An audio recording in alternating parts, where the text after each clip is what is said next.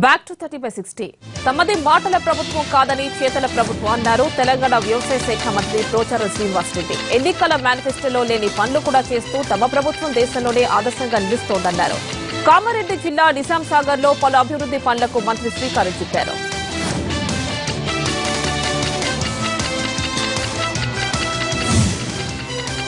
Osmania university శతాబ్ది వేడుకలను ఘనంగా నిర్వహించాలని తెలంగాణ డిప్యూటీ సీఎం విద్యాశాఖ మంత్రి కడియం శ్రీహరి సూచించారు.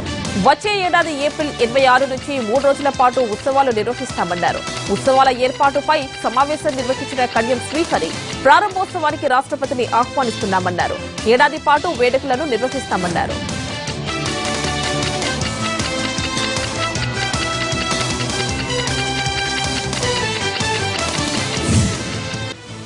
అంగన్వాడీ కేంద్రాల్లో ఖాళీగా ఉన్న పోస్టులను త్వరలోనే భర్తీ చేస్తామన్నారు ఏపీ మంత్రి పీతల సుజాత. మహిళా శిశు సంక్షేమంపై సమీక్ష నిర్వహించిన మంత్రి అంగన్వాడీ కేంద్రాలను ప్రీ స్కూళ్లుగా మారుస్తామన్నారు. మహిళలు తమ సమస్యలను ప్రభుత్వం దృష్టికి తెచ్చేందుకు టోల్ ఫ్రీ నంబర్ 181 ప్రారంభిస్తామన్నారు పీతల సుజాత.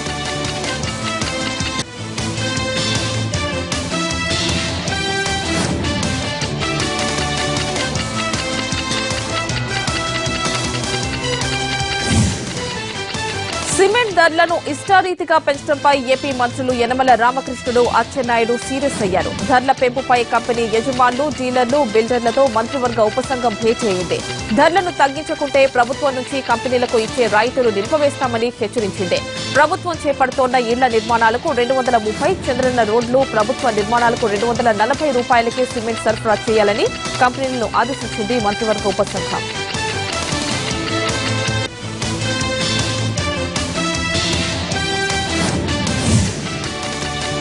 త్వరలో రానున్న ఎమ్మెల్సీ ఎన్నికల కోసం ఏపీ టీడీపీ సన్నాహాలు ప్రారంభించింది. ఇందులో భాగంగా వైసీపీ నేతలపై ఆపరేషన్ ఆకాష్ ప్రయోగిస్తోంది.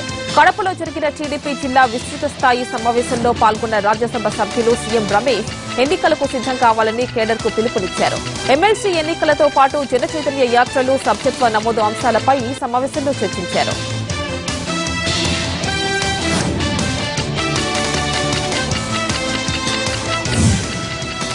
సమస్యలు పరిష్కరించాలంటూ నిజామాబాద్ జిల్లా ఆర్మూర్లో రైతులు రోడ్డెక్కారు. ఏకకాలంలో రుణమాఫీ చేయాలని, ఇన్పుట్ సబ్సిడీ పెంచాలని రైతులు డిమాండ్ చేశారు. ఆర్మూర్ నేషనల్ హైవేపై బైఠాయించడంతో కొద్దిసేపు ట్రాఫిక్ కు అంతరాయం కలిగింది.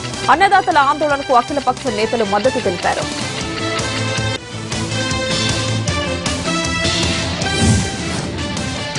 నకిలీ విత్తనాలతో రైతులు ఆందోళన చెందుతున్నారన్నారు TPCC working president Mallu Bhatti Vikramarka. నకిలీ విత్తనాలతో రైతులు నష్టపోతుంటే ప్రభుత్వం స్పందించడం లేదని విమర్శించారు భట్టి విక్రమార్క. నష్టపోయిన రైతులకు పరిహారం అందించాలని డిమాండ్ చేశారు.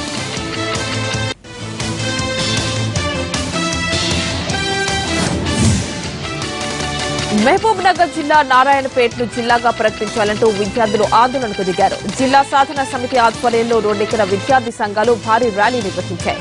అనంతరం తెలంగాణ చౌరస్తాలో రాస్తారోకో నిర్వహించడంతో ట్రాఫిక్ కు అంతరాయం ఏర్పడింది.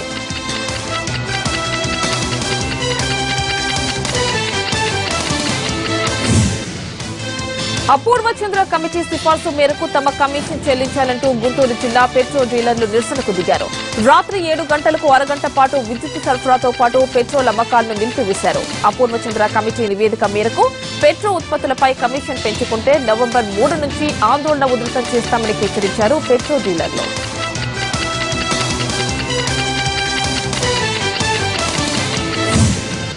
కుల ధృవీకరణ పత్రాలు మంజూరు చేయాలంటూ కర్నూలు కలెక్టరేట్ ను ముట్టడించారు బుడగ జంగాల సామాజిక వర్గ ప్రజలు. రాజ్ విహార్ నుంచి కలెక్టరేట్ వరకు భారీ ర్యాలీ నిర్వహించిన అనంతరం అక్కడ సంప్రదాయ వాయిద్యాలతో నృత్యాలు చేస్తూ నిరసన వ్యక్తం చేశారు. కుల ధృవీకరణ పత్రాలు ఇవ్వకుండా అధికారులు వేధిస్తున్నారని ఆరోపించారు. హైదరాబాద్ లోని అమీర్పేట్ గ్రీన్ పార్క్ హోటల్ నుంచి జీహెచ్ఎంసీ కార్యాలయం వరకు మెట్రో వాటర్ పైప్ లైన్ లో లోపాలను వాటర్ బోర్డు గుర్తించింది. 30 ఏళ్ల క్రితం నిర్మించిన పైప్ లైన్ పాడైనట్లు స్పష్టం చేశారు వాటర్ బోర్డు అధికారులు. 5.1 కిలోమీటర్లున్న ఈ మార్గంలో భారీ వాహనాలను అనుమతించవద్దని ట్రాఫిక్ పోలీసులను కోరింది వాటర్ బోర్డు. భారీ వాహనాలను అనుమతిస్తే ఎన్టీఆర్ మార్గ్ లో పడినట్లు భారీ గుంతలు పడే అవకాశం ఉందని ప్రభుత్వానికి నివేదిక అందజేసింది.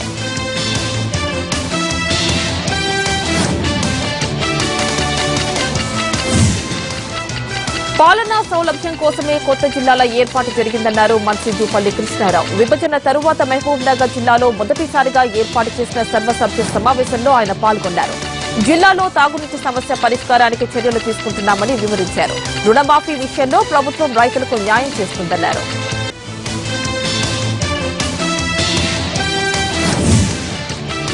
యాదాద్రి జిల్లా నారాయణపురం మండల కేంద్రంలోని ప్రాథమిక ఆరోగ్య కేంద్రంలో కలెక్టర్ అనితా రామచంద్రన్ ఆకస్మిక తనిఖీలు నిర్వహించారు. ఓపీ రిజిస్టర్ను పరిశీలించారు. రోగుల వివరాలు సరిగ్గా లేకపోవడంపై ఆగ్రహం వ్యక్తం చేశారు. డాక్టర్ల పనితీరుపై పేషెంట్లను అడిగి తెలుసుకున్నారు. విధుల్లో నిర్లక్ష్యం వ్యవహరిస్తే సహించేది లేదని హెచ్చరించారు.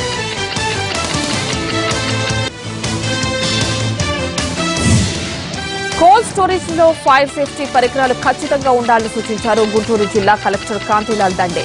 గత కొన్నేళ్లుగా జరుగుతోన్న అగ్ని ప్రమాదాలు పరిపాటిగా మారిన నేపథ్యంలో కోల్డ్ స్టోరేజ్ అసోసియేషన్ సభ్యులతో కలెక్టర్ సమావేశమయ్యారు.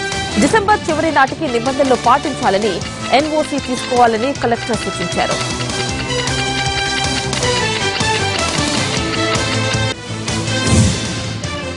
అనంతపురం ఎస్కే యూనివర్సిటీ తీరుపై ఎస్సీ ఎస్టీ కమిషన్ చైర్మన్ కారం శివాజీ ఆగ్రహం వ్యక్తం చేశారు.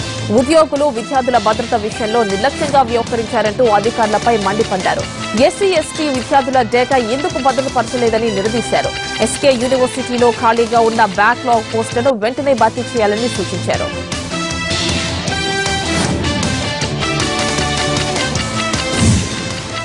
గుంటూరు మెడికల్ కాలేజ్ లో పీజీ వైద్య విద్యార్థిని సంధ్యారాణి ఆత్మహత్యకు కారణమైన ప్రొఫెసర్ పై సస్పెన్షన్ వేటు పడింది. ఈ ఘటనకు సంబంధించి సమగ్ర విచారణ చేపట్టాలని గుంటూరు జిల్లా ఎస్పీకి ఆదేశాలు జారీ చేసింది ప్రభుత్వం. దీంతో ప్రొఫెసర్ లక్ష్మి కోసం పోలీసులు గాలింపు చర్యలు ముమ్మరం చేశారు. మరోవైపు సంధ్యారాణి ఆత్మహత్యకు కారణమైన ప్రొఫెసర్ లక్ష్మిపై చర్యలు తీసుకోవాలంటూ చేస్తున్న ఆందోళనను విరమించాలని విద్యార్థులకు మంత్రి కామినేని శ్రీనివాస్ సూచించారు. ఆందోళన విరమించి క్లాసులకు హాజరు కావాలని కోరారు. రైల్వేలో ఉద్యోగాలు ఇప్పిస్తారని నమ్మించి లక్షల రూపాయలకు కుచ్చుటోపీ పెట్టిన ఘరానా మోసగాడిని గుంటూరు పోలీసులు అరెస్టు చేశారు.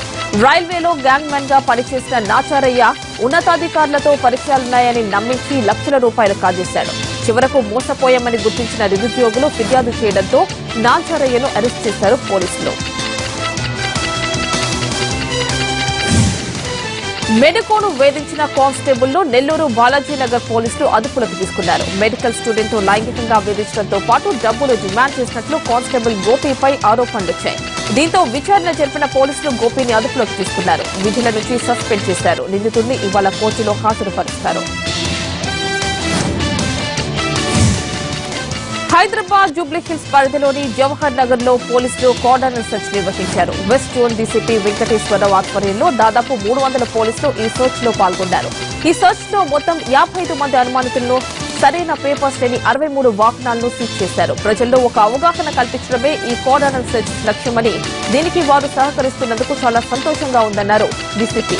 ఇలాంటి సెర్చ్ నిర్వహిస్తే నేరాలను పూర్తిగా అదుపు చేయగలమని ఆయన అన్నారు.